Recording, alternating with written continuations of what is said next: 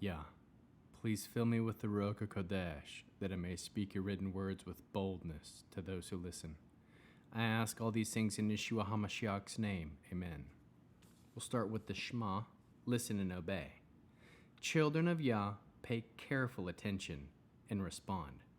Yahweh is our power and authority. Yahweh works in unity with himself, and you shall act upon your love to Yahweh with your power and authority, with your thoughts and mind, with your entire body, and with all the muchness that you have. 1 Corinthians 5. It is actually being reported that there is sexual sin among you, and it is sexual sin of a kind that is condemned even by pagans. A man is living with his stepmother. And you stay proud? Shouldn't you rather have felt some sadness that would have led you to remove from your company the man who has done this thing? For I myself, even though I am absent physically, am with you spiritually, and I have already judged the man who has done this as if I were present.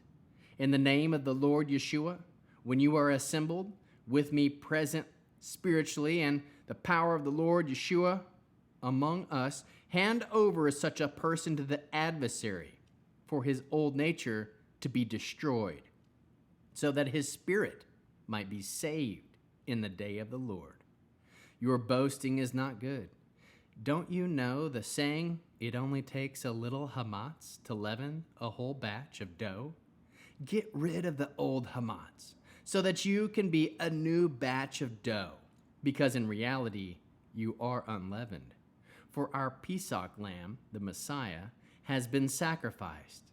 So let us celebrate the Seder, not with leftover hamatz, the hamatz of wickedness and evil, but with the matzah of purity and truth.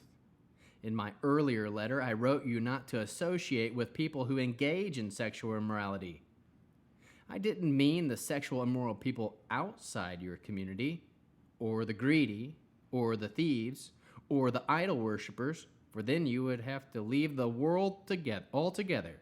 No, what I wrote you was not to associate with anyone who is supposedly a brother, but who also engages in sexual immorality, is greedy, worships idols, is abusive, gets drunk, or steals.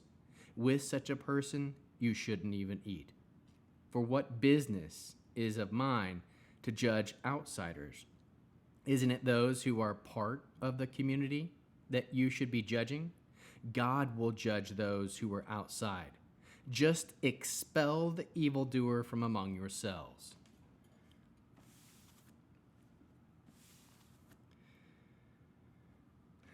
Paul Shaul pulls from Deuteronomy in a bunch of different places, so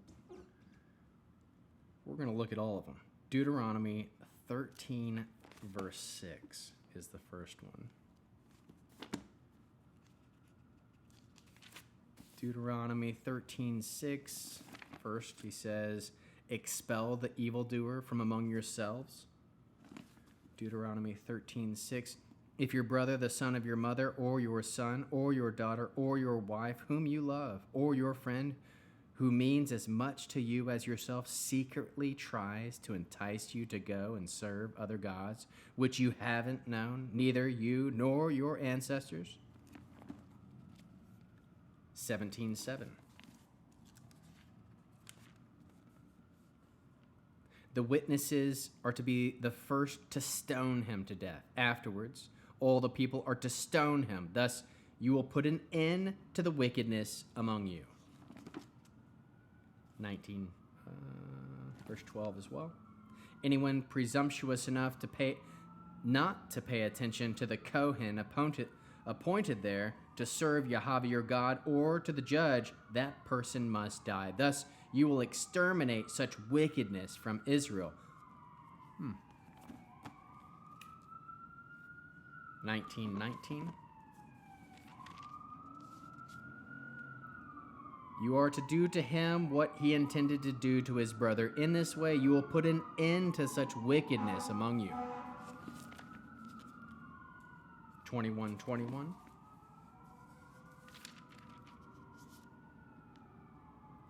Then all the men of his town are to stone him to death. In this way you will put an end to such wickedness among you, and all Israel will hear about it and be afraid.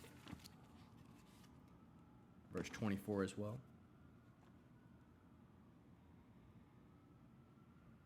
And I'm not seeing a verse 24, 21, so 21, oh, 22, 21.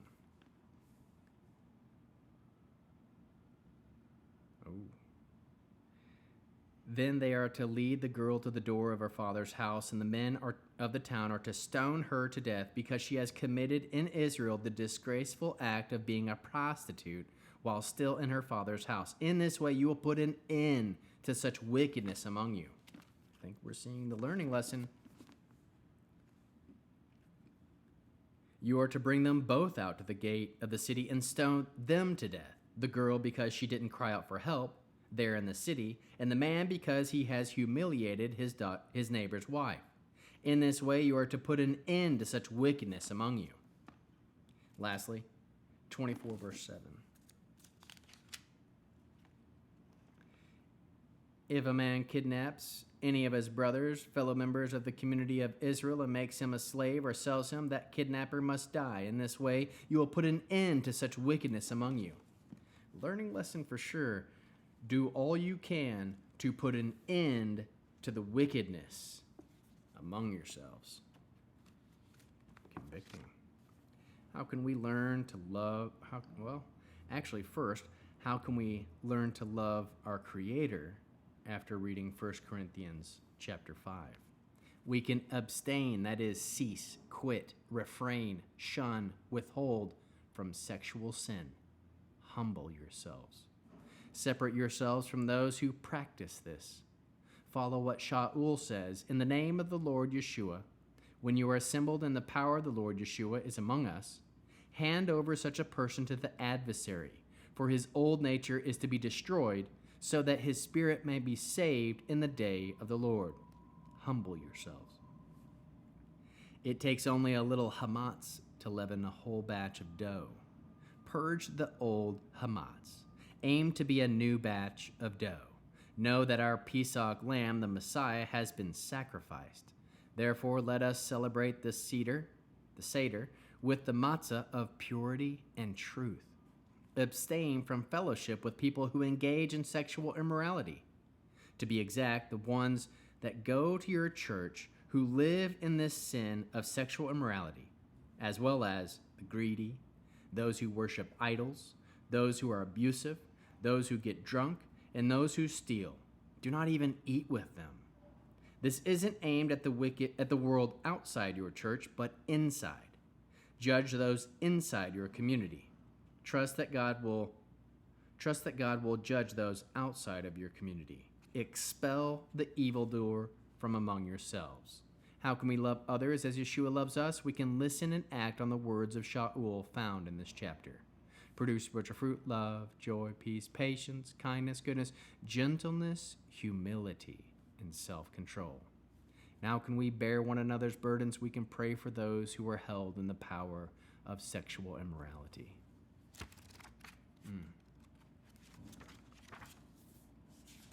Even David was there at one time. The Aaronic blessing. Yahweh will kneel before you presenting gifts, and he will guard you with a hedge of protection. Yahweh will illuminate the wholeness of his being toward you, bringing order, and he will provide you with love, sustenance, and friendship. Yahweh will lift up the wholeness of his being and look upon you and will set in place all you need to be whole and complete. Amen.